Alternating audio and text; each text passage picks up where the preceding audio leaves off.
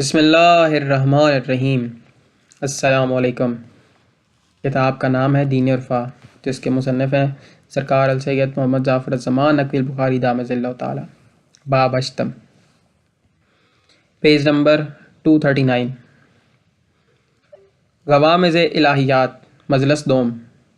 میرے وارث کی سلامتی کے لیے ایک بار صلوات پڑھیں۔ اللہم صلی علی محمد و آل محمد وعجل فرج آل محمد۔ میں اپنا موضوع آپ کے سامنے رکھتا ہوں جو میں نے شروع کیا ہوا ہے۔ جو حضرات پہلے شامل رہے ہیں وہ تو شامل، باقیوں کو ایسے ہی تھوڑا سا بریف کر کے میں آگے سفر شروع کروں گا۔ میں یہ گزارش کر رہا تھا کہ پاک خاندان علیہ الصلوۃ والسلام نے فرمایا کہ ایک قوم، ایک جماعت ایسی ہوگی جو ہمارے ظاہر پہ ایمان لے آئے گی لیکن ہمارے باطن سے کفر کرے گی، انکار کرے گی اور اسے ایمان لانے کا کوئی فائدہ نہیں ہوگا۔ پھر ایک اور جماعت ہوگی جو ہمارے باطن پہ تو ایمان لے آئے گی مگر ہمارے ظاہر سے انکار کرے گی، کفر کرے گی۔ فرمایا اسے بھی ایمان کوئی فائدہ نہ دے گا۔ یہ تھا میرا موضوع جو آپ کے سامنے ہے۔ اب ہمارے ہاں جو یہ سسٹم چل رہا ہے، کچھ وہ ہیں جو ظاہر سے ہی چمٹ گئے ہیں کہ ان کا ظاہر ہی سب کچھ ہے، باطن نعوذ باللہ ہے ہی نہیں ان کا۔ جو نظر آتے تھے بس یہی کچھ تھے۔ جو کفار دیکھ رہے تھے ان کو آج کا مولوی دیکھ کر کہتا ہے کہ جو کفار نے کہا تھا بس وہی کچھ ہے۔ انہوں نے بھی ظاہر کو مد نظر رکھا تھا، باطن کو نہیں سمجھا۔ یہ بھی ظاہر کو دیکھ رہا ہے اور باطن سے انکار کر رہا ہے۔ وہ بھی کہتے تھے کہ هل كنت الا بشرا رسولا، یہ بھی انما انا بشر مثلکم سے غلط استدلال کرتے ہوئے ان کی بشریت پہ نگاہ کر رہا ہے۔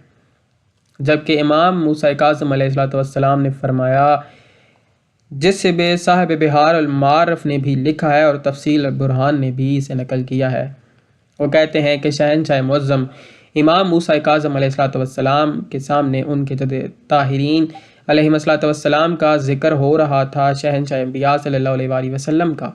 شہنشاہ امیر المومنین علیہ السلام کے فضائل کے ضمن میں گفتگو چلی تو کسی شخص نے ان کے ظاہر و باطن کا سوال کیا تو سرکار شہنشاہ باب الحوائج یاد رہے کہ انہیں بھی باب الحوائج کہا جاتا ہے، تو انہوں نے فرمایا کہ یاد رکھو ظاہر ہوما بشریت، ان کا ظاہر بشریت تھا۔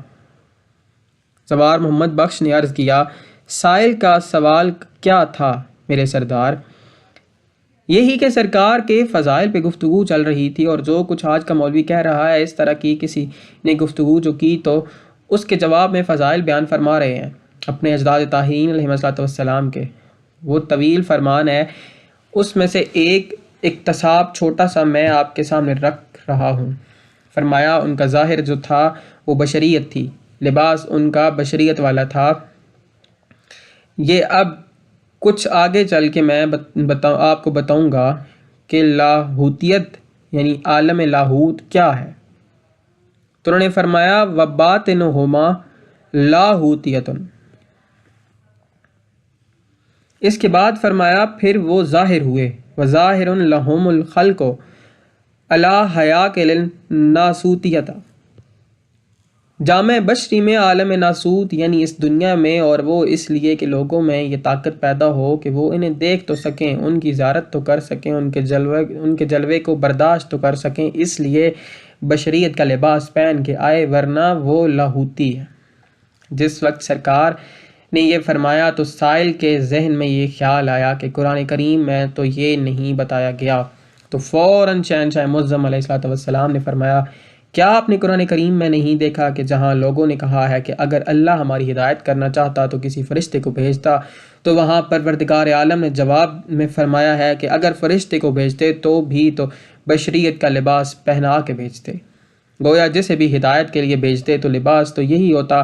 تو یہ ضروری تو نہیں کہ جو نظر آ رہا ہے وہ بس وہ بھی وہی کچھ ہو۔ بات سمجھ میں آئی میری؟ جو نظر آ رہے تھے وہ نہیں تھے، ان کا باطن کچھ اور ہے، کیونکہ نظر آنے والے بشر کے لباس میں کئی آئے ہیں۔ جناب جبرائیل علیہ السلام کا آپ واقعہ پڑھ لیں، قرآن کریم میں موجود ہے کہ وہ بشر کے لباس میں ظاہر ہوئے، تو جناب عیسیٰ علیہ السلام کی والدہ ماجدہ سلام اللہ علیہا نے بھی نہیں پہچانا کہ جب تک انہوں نے اپنا تعارف خود نہیں کروایا پہچان نہیں سکی۔ ایسے ہی بشری لباس میں جتنی بھی شخصیات آئی ہیں، جیسے یہ جناب ابراہیم علیہ السلام کے پاس بھی فرشتے آئے تھے، جناب لوط علیہ السلام کے پاس بھی فرشتے انسانی شکل میں آئے ہیں، یہ ضروری تو نہیں کہ جو لباس انسانی میں آئے وہ بھی انسان ہو، اس کی حقیقت باطنیہ ہو ہی نہ، سمجھ آئی؟ یہ کوئی ضروری تو نہیں۔ ایسے ہی داہیہ قلبی کی شکل میں آنا، داہیہ قلبی، میں نے ایک بڑا عجیب سا واقعہ پڑھا اس سلسلے میں جو مجھے بڑا عجیب لگا۔ واقعہ کچھ یوں ہے کہ مجمع لگا ہوتا اصحاب کا، اور جناب جبرائیل علیہ السلام جب شہنشاہ انبیاء صلی اللہ علیہ وسلم کی محفل میں ظاہر ہوتے تو داہیہ قلبی کی شکل میں تشریف لے آتے۔ جس وقت آتے تو سب سے پہلے اجازت لیتے، پھر سلام کرتے، پھر کھڑے رہتے، اور پھر جس وقت اجازت ملتی تو تب بیٹھتے، گویا یہ قانون تھا۔ ایک دن جناب جبرائیل علیہ السلام آئے تو لوگوں نے بڑے غور سے دیکھا، کیونکہ یہ تو جناب جبرائیل علیہ السلام آئے بیٹھے ہیں نہ جناب، گویا یہ تو وہ ہیں جو معلم انبیاء جو ہوئے، یعنی اس وقت وہ کوئی بہت بڑی ہستی سمجھے جاتے تھے کہ جب تک شہنشاہ انبیاء صلی اللہ علیہ وسلم یہ نہ فرماتے کہ مجھے جبرائیل نے یہ بات کہی ہے، اگلے اعتبار ہی نہیں کرتے تھے۔ اب بات سمجھ آئی؟ یعنی معیار بزم کا یہ تھا۔ تو میں عرض کر رہا تھا کہ جناب جبرائیل علیہ السلام آگے بیٹھ کے، ادھر پاک حسنین علیہ السلام بھی تشریف لے آئے۔ اس وقت ظاہراً سن بالکل مبارک بالکل 5:55 کا تھا۔ ایک شہزادے نے آ کے دائیں زانو کو زینت بخشی اور دوسرے نے بائیں زانو کو زینت بخشی۔ سرکار اپنا خطبہ دینے میں مصروف تھے، جناب جبرائیل علیہ السلام سننے میں مصروف تھے، اور پاک حسنین علیہ السلام ان کی زبین چیک کر رہے ہیں کہ کچھ ہے تمہارے پاس۔ وہ ان کی زبین چیک کرنے میں مصروف ہیں۔ اسے دیکھتے ہوئے کسی نے کہا جناب جبرائیل علیہ السلام کہ سائیں جبین، سوری جیبیں، جبین نہیں لفظ ہے، سائیں جیبیں۔ شہنشاہ انبیاء صلی اللہ علیہ وسلم نے فرمایا بچے جو ہوئے، لیکن بچے ایسے ہیں، ادھر جبرائیل علیہ السلام کی جیبوں میں ان کے ہاتھ جاتے ہیں اور اس کے ماتھے پہ پسینہ آ جاتا ہے، یعنی بتانا چاہتے ہیں کہ اس بزم میں کہ تیری اوقات کیا ہے، تیرے پلے کیا ہے، جیبیں تو خالی ہیں، آئے کیسے بیٹھے ہو، بڑی اونچی شان والے بن کے بیٹھے ہو، پلے چیز کوئی نہیں ہے، اور بنے پنڈ کے چودھری بیٹھے ہو، یہ کیا بات ہوئی؟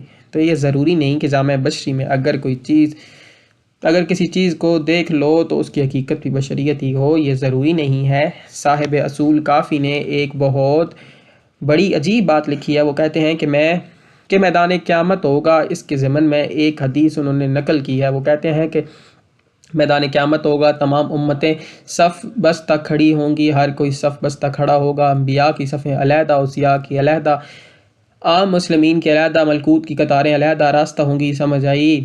اور جس وقت صفیں آراستہ ہوں گی اس وقت یہ کلام الہی قرآن پاک ایک خوبصورت جوان کی شکل میں ظاہر ہوگا، ایک خوبصورت جوان کی شکل میں آئے گا۔ کون؟ قرآن پاک۔ یہ جس وقت آگے جانے کے لیے رخ کریں گے مسلمانوں کی صف کی طرف تو مسلمان خوشی سے بغلیں بجائیں گے کہ یہ بھی ہمارا کوئی مسلمان بھائی آ رہا ہے، ایسا خوبصورت اور کون ہو سکتا ہے، سمجھ آئی؟ یہ ہمارا کوئی مسلمان بھائی ہے، کیونکہ ہماری طرف جو آ رہا ہے۔ لیکن ہوگا کیا؟ وہ انہیں عبور کر کے پھر انبیاء کی صفوں کی طرف چل پڑیں گے۔ انبیاء کہیں گے کہ نہیں جناب، یہ مسلمانوں میں سے نہیں ہے۔ سرکار دامت اللہ تعالیٰ نے مسکراتے ہوئے فرمایا ایسے خوبصورت مسلمان ہوتے بھی نہیں ہیں، یہ بگڑی ہوئی قوم ہے، ایسے نئے نقش نہیں ہوتے ان کے، یہ خوبصورت جوان نبیوں میں سے ہوگا، کیونکہ یہ ہماری طرف آ رہا ہے، ہماری قطار میں کھڑا ہونے کے لیے، بس کچھ دیر ہوگی آنے میں، وہ یہ کہیں گے۔ لیکن ہوگا کیا؟ وہ ان کی صف کو عبور کر کے ملکوت کی طرف جانب چل پڑیں گے۔ فرشتے کہیں گے کہ اگر بشر ایسے ہوتے تو اور کیا تھا، نبی ایسے ہوتے تو اور کیا تھا، یہ خوبصورت گبرو جوان ہم میں سے ہے۔ اب یہ دیکھیں کہ میدان قیامت کشف حقائق کا دن ہے، اس دن یہ نہیں ہو سکتا کہ کسی کی حقیقت مخفی ہو جائے، کہ وہ تفسیر کی گئی ہے کہ جو حیوانی خصائص رکھنے والے انسان ہوں گے وہ حیوانی شکل میں میدان قیامت میں آئیں گے، جن میں حیوانیت پائی جائے گی، وہ بہوش کی شکل میں محشور کیے جائیں گے۔ سید ذوالفقار شاہ صاحب نے عرض کی کہ حقیقت ظاہر ہوگی، فرمایا جی، اس دن حقیقت ظاہر ہوگی یہ ہر ایک کی، اور اس حقیقت ظاہر ہونے کے دن قرآن آ رہا ہے جامع بشریت میں نہ نبی پہچان سکے، نہ ملکوت پہچان سکے، اور نہ ہی مسلمان پہچان سکے۔ اس کا مطلب ہے کہ ضروری تو نہیں کہ جو جامع بشری میں آیا ہوا ہو، کیا پتہ قرآن ناطق ہو۔ میری بات سمجھ آ رہی ہے؟ مولا صاحب الزمان ہر دم وہ بھی امان جوانیاں مانے، چشم بدور آباد ہوں اللہ باویں۔ پھر فرماتے ہیں میری بات سمجھ آ رہی ہے۔ لوگوں تک فیض پہنچانے کے لیے پاک خاندان علیہ السلام نے کرم فرمایا تھا اور بشری لباس پہن لیا تھا۔ مخلوق اسی پہ ڈٹ گئی ہے کہ ہم جیسے ہیں، اور یہ بات خود بھی مانتے ہیں کہ غیر انواع کی جب بھی جامع بشری میں آئے ہیں، یہ ان کا والد ماجد کی بھی آیا تھا، نہ جامع بشری میں شیخ نجدی بن کے۔ سید ذوالفقار شاہ صاحب نے عرض کیا دارالندبہ، فرماتے ہیں جی دارالندبہ میں ابلیس وہ بھی تو آیا تھا، شلوار بھی اس کی ٹخنوں سے ایک بالشت اوپر تھی، داڑھی بھی اس کی ماشاءاللہ تھی، امامہ ابا بھی بہترین باندھا ہوا تھا اس نے، ماتھے پہ لتر کی شکل کا محراب بھی تھا۔ سامعین میں سے کسی نے عرض کیا بزرگ، ہاں ان کا وہ گرینڈ فادر وہ آیا تھا، وہ بھی تو بشر بن کے آیا تھا، اس کا تو نہیں کہتے، اپنے اس باپ کا تو کچھ نہیں کہتے۔ تو عرض کرنے کا مقصد یہ ہے کہ یہ ضروری تو نہیں کہ جو جامع بشری پہن کے آ جائے وہ بشر ہی ہو، جبکہ احادیث کا ایک لامتناہی سلسلہ موجود ہے۔ ایسے ہی قرآن اس کے بارے میں، جیسے وہ مولوی جو جواد کہہ رہا تھا کہ یہ قرآن میں تو ہے مگر توضیح میں جو نہیں ہے، جس وقت یہ ذہنیت بن جائے تو پھر کہتے ہیں نا کہ اللہ ہی محافظ ہے، کار طفلان تمام خواہد شد۔ تو ان کے باطن سے انکار نہیں کیا جا سکتا، اور ان کی اصل حقیقت وہ ہے جو باطن ہے۔ ان کا جو ظاہر ہے اس پہ جب تک ایمان نہ لے آئیں ہم ان کی ذات سے استفادہ نہیں کر سکتے، فیض یاب نہیں ہو سکتے، کچھ کما نہیں سکتے۔ ہمارے نفع کے لیے، ہمیں فیض پہنچانے کے لیے، ہم پہ کرم فرمانے کے لیے انہوں نے جامع بشری پہنا ہے، اور ہم اسی لباس کو چمٹ گئے ہیں۔ اب میری بات سمجھ آ گئی ہے؟ اس لیے وہ جو گزشتہ مجلس تھی اس کے ضمن میں نے یہ گزارش کی تھی کہ جس وقت میں خصوصاً ذاکرین سے میں نے کہا تھا اس وقت وہ ذاکرین نہیں ہیں اور بیٹھے ہیں، تو انہیں میں نے یہ گزارش کی تھی کہ جس وقت ذکر فضائل پڑھو تو مصائب کو ذہن میں رکھو، جس وقت مصائب پڑھو تو فضائل مت بھولو ورنہ ہلاک ہو جاؤ گے۔ سمجھ آئی؟ صرف ظاہری عظمت ہی نہیں بلکہ باطنی حقیقت کو بھی مد نظر رکھو، کیونکہ دونوں پہ ایمان لانا ہے، ایک بیلنسڈ عقیدہ چاہیے۔ اس کے ضمن میں یہ گزارش کر رہا تھا کہ ہمارے سامنے جو شہادت کا طریقہ کار بیان کیا جاتا ہے کہ پاک خاندان علیہ السلام، ان کے چاہنے والے اور پاک گھر علیہ السلام کے افراد ہیں جو شہادت کے ذرائع، یعنی وہ دو ہی ہیں، وہ طریقے جو انہوں نے پسند کیے ہیں۔ ایک کے بارے میں نے پچھلی مجلس میں گزارش کی تھی کہ جامع بقا کو پسند فرمایا ہے، جس لیے لفظ زہر استعمال کیا جاتا ہے، یعنی ایک تو اس ذریعے سے پسند کی ہے شہادت، ایسے ہی ہے نا، دو شہنشاہوں علیہ السلام کے علاوہ باقی سب نے وہی طریقہ پسند فرمایا ہے۔ ایک شہنشاہ امیر المومنین علیہ السلام اور ایک شہنشاہ کربلا علیہ السلام، ان دونوں نے تلوار کا ذریعہ، جبکہ باقی تمام ائمہ معصومین علیہ السلام نے زہر کا ذریعہ اپنایا ہے۔ یہ ظاہری طور پہ میں عرض کر رہا ہوں، تو پچھلی کسی مجلس میں نے زہر کے بارے میں کچھ گفتگو کی تھی، اسے میں اب چھوڑ رہا ہوں۔ دوسرا ذریعہ ہے تلوار۔ اب آئیں ذرا ہم ان فضائل کو دیکھتے ہیں جو کتب میں ان کی نچلے درجے کی فضیلتیں لکھی گئی ہیں۔ ان فضائل میں ہم یہ دیکھتے ہیں کہ کیا ان پر تلوار اثر انداز ہو سکتی ہے۔ اب ایک واقعہ ہے، ایک دن شہنشاہ انبیاء صلی اللہ علیہ وسلم، یہ یاد رہے کہ فضائل میں اس واقعے کی کوئی اہمیت نہیں ہے، اسے اتنا بڑا شمار نہیں کیا جاتا، لیکن یہ واقعہ لکھا ہوا ہے اور بظاہر ذاکرین اس واقعے کو کوئی اہمیت بھی نہیں دیتے، لیکن مجھے یہ اہم لگا ہے اس لیے پیش کر رہا ہوں۔ بات یہ ہے کہ ایک دن شہنشاہ انبیاء صلی اللہ علیہ وسلم کی ذات اقدس نے مجمع اصحاب سے مخاطب ہوتے ہوئے فرمایا کہ ہم چاہتے ہیں کہ آج بکری کا گوشت ہوتا، آج دل چاہ رہا ہے بکری کا گوشت نوشت فرمانے کے لیے، تناول فرمانے کے لیے۔